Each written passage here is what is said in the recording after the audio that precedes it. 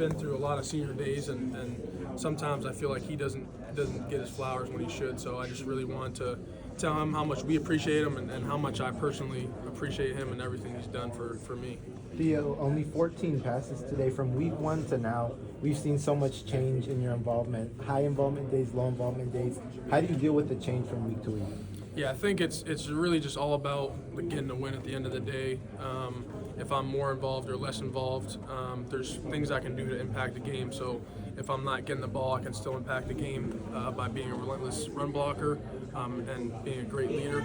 So not getting the ball as much, it's all good because I can still impact the game in other ways.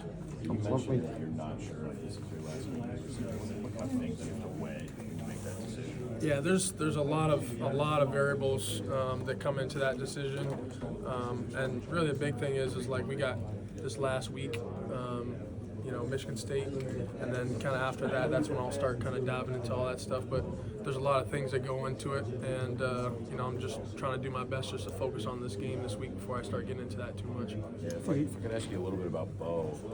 Obviously, when he came in, you guys were in the middle of a drive. Like you didn't have a chance to really meet in the huddle. How did he handle that quick change, and how did he handle the moment overall? Yeah, I think, Beau's always been ready for the moment. He came into the huddle on the field, and he told us, I got you guys. And we all said to him, we believe in you, Beau, and we got tremendous trust in you. And everyone knows how he works, how he handles himself. When you talk about a guy that prepares as a starter, he prepares better than anybody. So I think he was definitely ready for the moment, and everybody has tremendous respect and trust in him. So, when he came in, we didn't flinch. How's the run game changed when he comes in? Yeah, I think he brings definitely a different aspect. Obviously, super explosive runner, and a guy that you have to kind of game plan for differently with just how dynamic he is as a runner. Theo, what was that swing like out there when Drew gets hurt, stays in for an extra play, and then goes right off? What's kind of going through everyone's mind on the field when you kind of see that happen? Yeah, I'm gonna be honest. I didn't even know that. Like I thought we were just kind of rolling with Beau for a little bit. I didn't even know because obviously we have packages where Beau comes in and stuff. So it was kind of like seamless, at least in my opinion. Beau coming in and doing what he did. Did you get the chance to talk to Drew at all, or say anything to him on the sideline over the course of the game? Yeah, I just told him, whatever you got going on, you don't got to worry about it. We got your back. That's pretty much what I said. Theo, with Ty being in his new role, have the tight ends benefited from that in the sense that he's your position coach and obviously he knows what you guys do and what situations will make you successful? He knows all that well? Yeah, I think that, he had a pretty big impact and a large voice even before he kind of took on this new role. But I think that, it's been good having him kind of leading the show a little bit on offense, and I think that moving forward we're definitely going to benefit from having him calling the plays. You said that nobody prepares better than Beau. Is there an example or something that stands out where you've been around him, whether it's practice or weight room, something where you're like, man, this is notable? Yeah, so Beau's one of my good friends, and I see him kind of in more intimate settings and just how he approaches things mentally, just with how he prepares for games, how he stretches every single play that he's not in. He's taken like a mental rep behind Drew. He truly approaches things like he's going to get in the game. And even when he doesn't, like he's always ready to go. What's the first notable interaction you remember having with him? Because obviously when he came in, you were already going into year 3, so you had been here. He comes in the winter. What's like the first either overall interaction or first thing that sticks out to you about you and Beau? Could be anything. Yeah, actually, that's a great question. I remember, I think it was winter workouts. He came in, I think him and Drew came in at the same time. And I remember Beau coming in and just seeing how he worked, just how hard he approached everything, just with max effort. We do winter workouts in the morning, which are grueling workouts.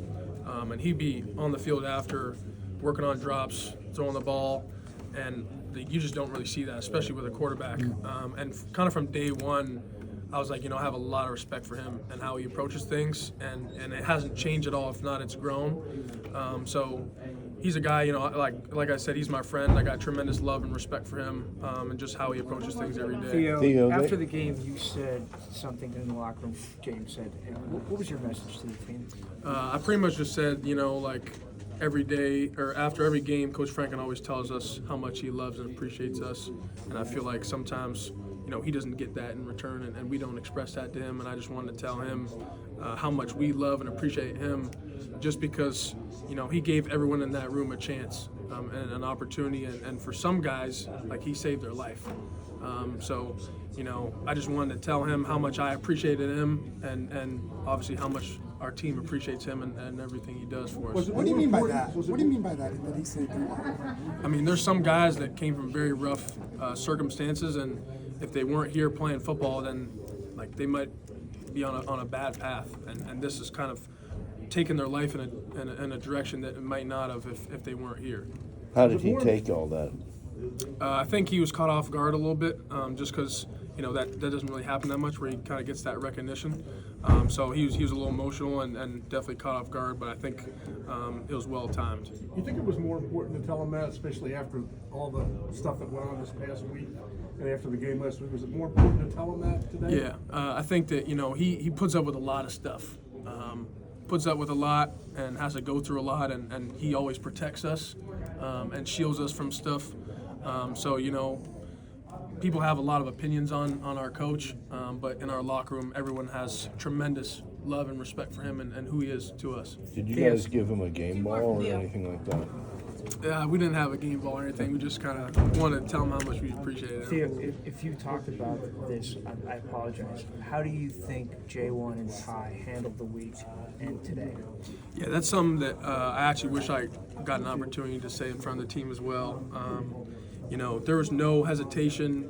It was a seamless transition, and I think that's kind of a kudos to also like our offense, like the unit as well, just because we didn't flinch as well, and neither did the coaching staff. So I was really impressed with their game plan and how, you know, they're able to still keep us, you know, focused and engaged, and not let the change in leadership be a distraction. Thank you.